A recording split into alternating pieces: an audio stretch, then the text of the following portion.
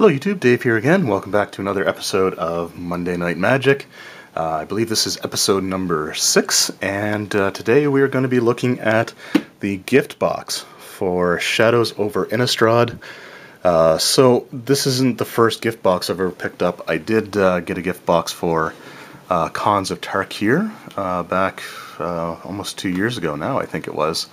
If I recall correctly. It may have just been last year, but memory's not too great on that. It's been kind of hectic the last little while. But so yeah, this is a gift box. Now, the Khans of Tarkir one had basically 4 booster packs. So this one is automatically already a little bit better because it contains 5 Shadows over Innistrad booster packs. I'm a pretty big fan of just the look and the style of the Innistrad set. For me, I think it's probably a good set to kind of have as my first introduction. And basically, you know, it's comes with a great big box for card storage, 5 booster packs. Let's have a look here. So on the back it says, "What do you get the Planeswalker who has everything? The haunted plane of Innistrad holds many secrets. Now you can put those secrets into the hands of your favorite Planeswalker. Magic the Gathering gift box contains 5 booster packs from Shadows over Innistrad, 20 land cards, and a premium card featuring a unique illustration to this gift box. The box itself can hold an arcane arsenal of over 800 cards." So yeah, now of course, you know, you see a bunch of cards in the picture there, but it's obviously not going to come with that many cards. But, you know, again, it's kind of a nice looking box. Hopefully it holds up well. And yeah, we'll have a look at the cards. We'll open up the booster packs, and we'll go from there. Now, as far as prices go, actually, before I do anything else, I just wanted to leave the price tag on here. So it cost me, there we go, $28.99.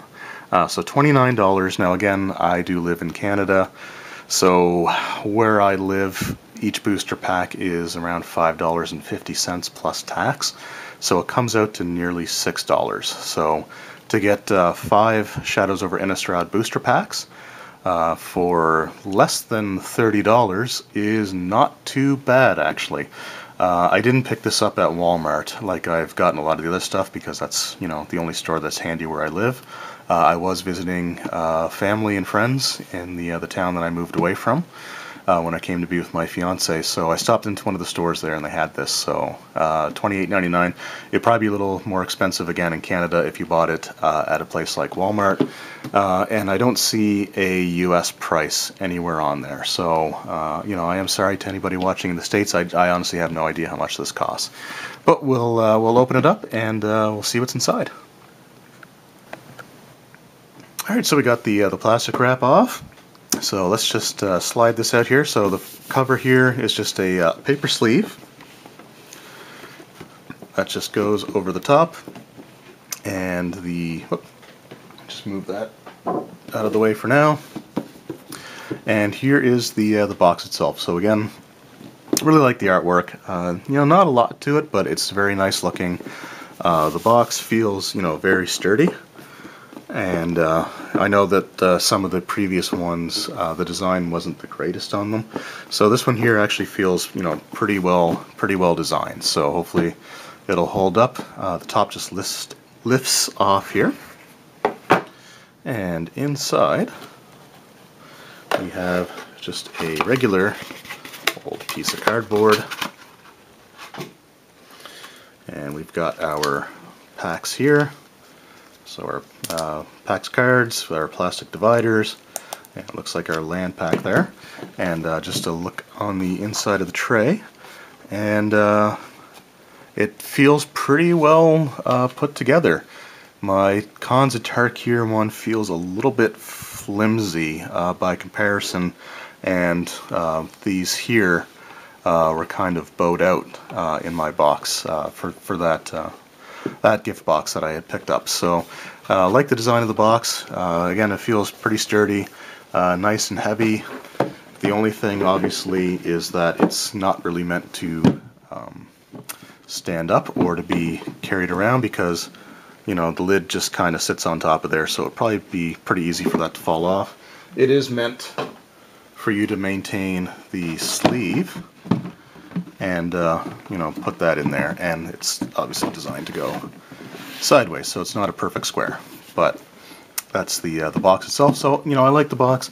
I'd probably want to keep it like this anyway and just have it sort of up on a shelf for display. But again, nice solid construction, feels like a good quality cardstock for the box, so pretty happy with that. We'll set that aside for now. And so here we have our 5 packs, and so we'll just open this up and have a look inside. So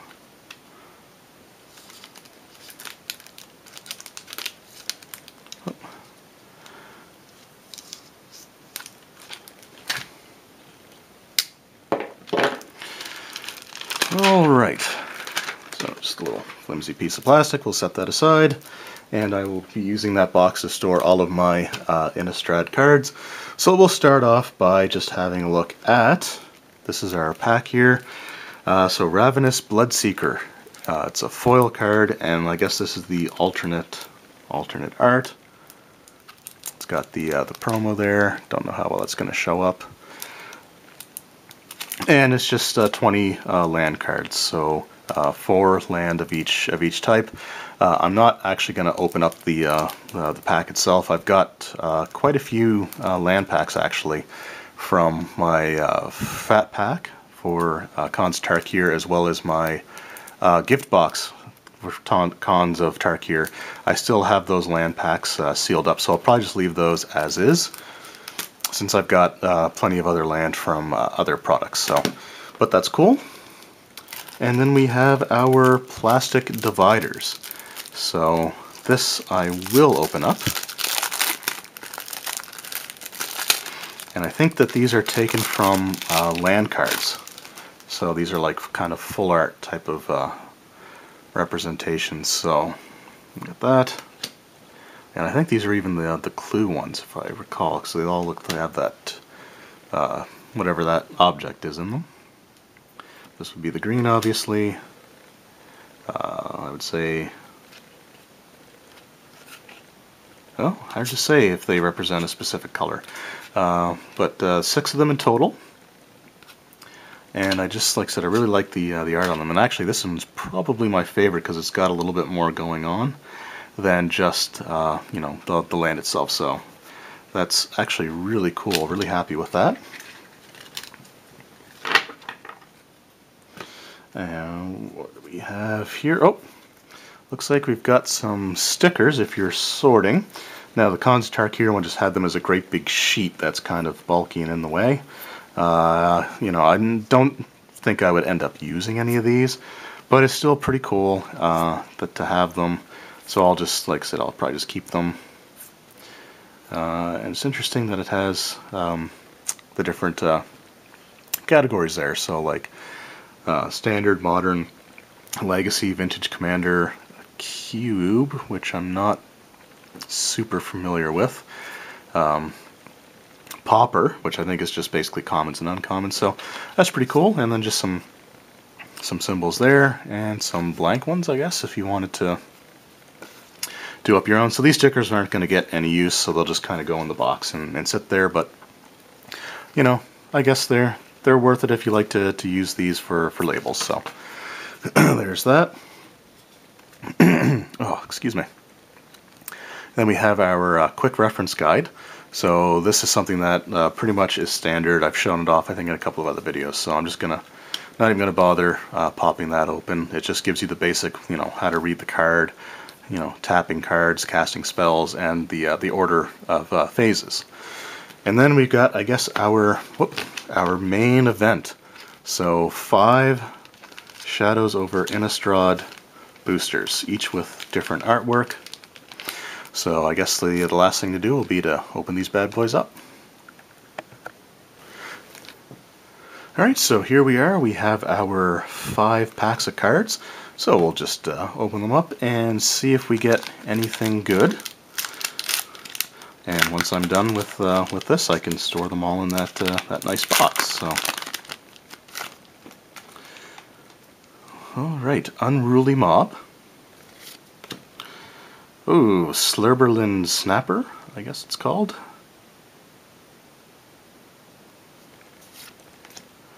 Ghoul Caller's Accomplice, True Faith Censor, Seagraph Scab or Scob, Aim High, Vampire Noble, Voldaren Duelist, Dance with Devils, and a Woodland Stream. So it enters the battlefield tapped. I guess this is a dual land, so it can be either blue or green. A Murderer's Axe. And so that's it for our uncommons, I believe. So yeah, that's 3 of those. Let's see what we have for a rare. Oh, we have a Planeswalker, Nahiri the Harbinger. So I'm not super familiar with Planeswalkers. I do have one from Khans of Tarkir, but I've never played it. And both of my Planeswalkers are red cards, or have red mana that's required. So I believe, and again, correct me if I'm wrong, that it costs this much to cast. So you spend your 4 mana, it enters the battlefield, and this is its loyalty. So it starts with the loyalty of 4, and then you have different actions you can do. If their loyalty is reduced to 0, I think you send them to the graveyard. And then you have actions that increase or decrease their loyalty. So if you go up by +2, you may discard a card. If I do, draw a card. If I go down by 2, I can exile target enchantment, tapped artifact, or tapped creature. And if I go to -8, search your library for an artifact or a creature card, put it onto the battlefield, then shuffle your library. It gains haste, return it to your hand at the beginning of your next end step. So that's pretty cool. I'm going to set that aside and sleeve her up immediately, and that is a Mythic. So my first Mythic from Shadows over Innistrad. So I'm just going to gently set that on top of one of those. Village Messenger is the flip card. So that's an uncommon. It's 1/1. Has haste at the beginning of each upkeep. If no spells were cast last turn, transform Village Messenger. And whoop. And if you do that, it becomes a Moonrise Intruder. So it has menace, so it can't be blocked except by 2 or more creatures. At the beginning of each upkeep, if a player casts 2 or more spells, then you transform it back. So that's pretty cool for the flip card. Then we have a rare flip card, Sage of Ancient Lore. I do like myself some green, so this is really, in my opinion anyway, I don't know how much these things are worth, but really cool first pack to open. So Sage of Ancient Lore's power and toughness are equal to the number of cards in your hand. So you want to keep some cards in your hand. When it enters the battlefield, draw a card. At the beginning of each upkeep, if no spells were cast last turn, transform Sage of Ancient Lore. So it flips over to the Werewolf of Ancient Hunger. Has Vigilance and Trample. Its power and toughness are equal to the total number of cards in all players' hands. At the beginning of each upkeep, if a player casts 2 or more spells last turn, you transform it back. So really cool deck. And then we have ourselves a clue token. So set that aside, set those aside, and then we just have, looks like a rare for the flip cards if you're not using sleeves. Because I believe what this is, you would just check off which one you have, you would keep it off to the side, and yeah. So wow, that was a pretty cool first pack. So it's probably going to be all downhill from there. But I've got the blue land, or green-blue land, that I can use for my intro deck. I have a rare flip card, and I've got myself a Planeswalker. So really cool first booster. So let's have a look. Again, not too hopeful about anything else from here on out, but I'm not too worried about. I just want to have new cards for my collection. So second booster, and we'll try to go through them a little more quickly. So.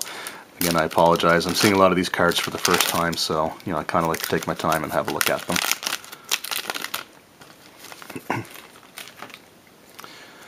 All right, Chaplain's Blessing,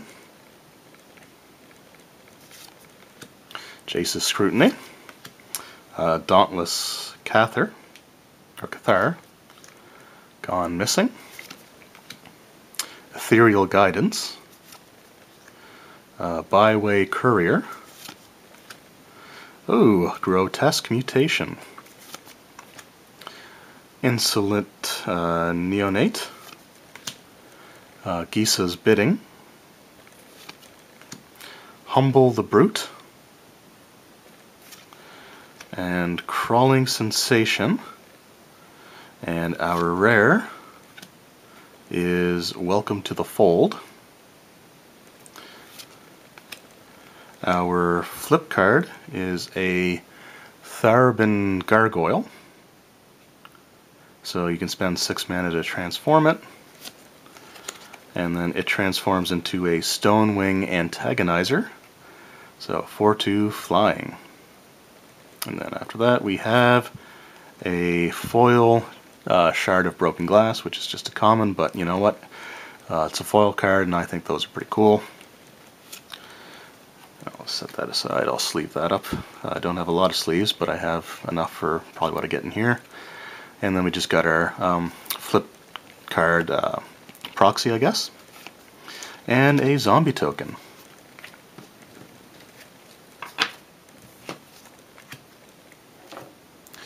Alright, pack number 3.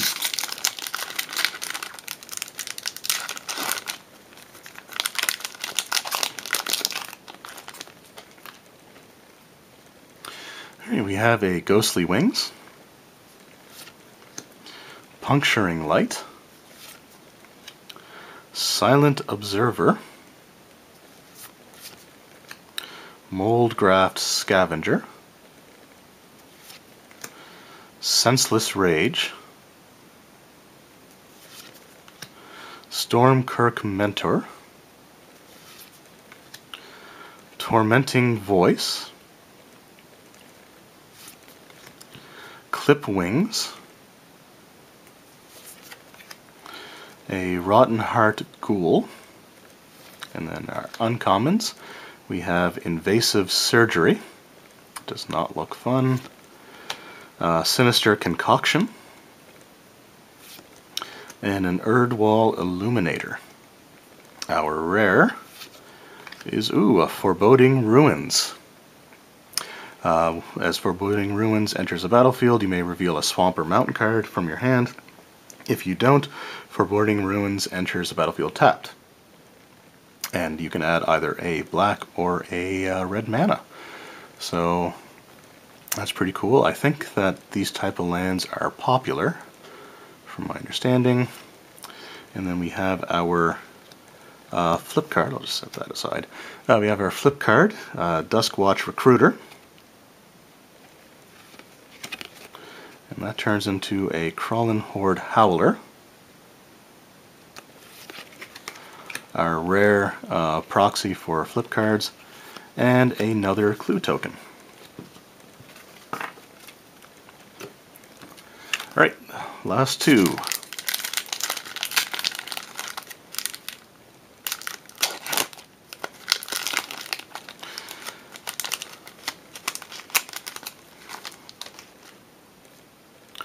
Alright, and we have a Lamplighter of Selhoff, Puncturing Light, Sleep Paralysis, Warped Landscape, Sanitarium Skeleton, Throttle, Vessel of Volatility. Wow, for 2 mana, sacrifice Vessel of Volatility to add 4 mana to your mana pool. So that might be worth it if you have a, I guess, an acceleration deck. I think that's what they call it. Thornhide Wolves, Rancid Rats.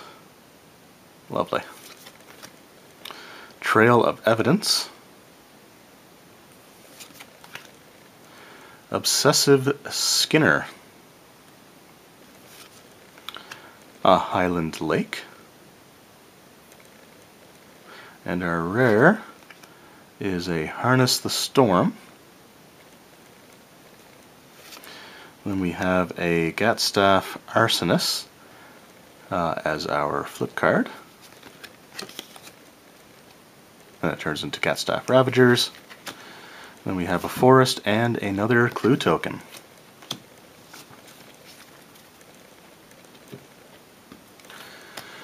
Alright, last pack with Jace on the front. We'll see what we have in here. Whoop, if I can get it open, there we go.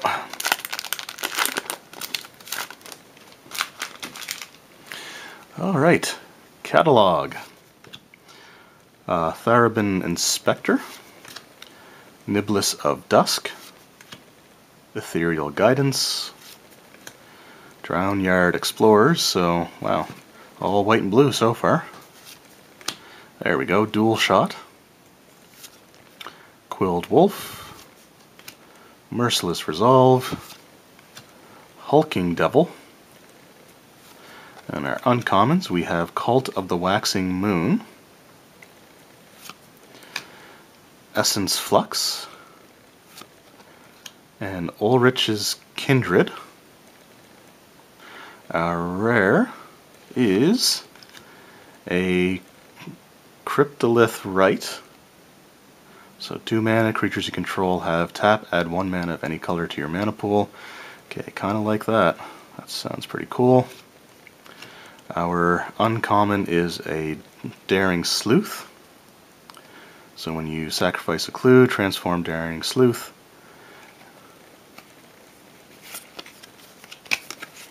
Which transforms into a Bearer of Overwhelming Truths.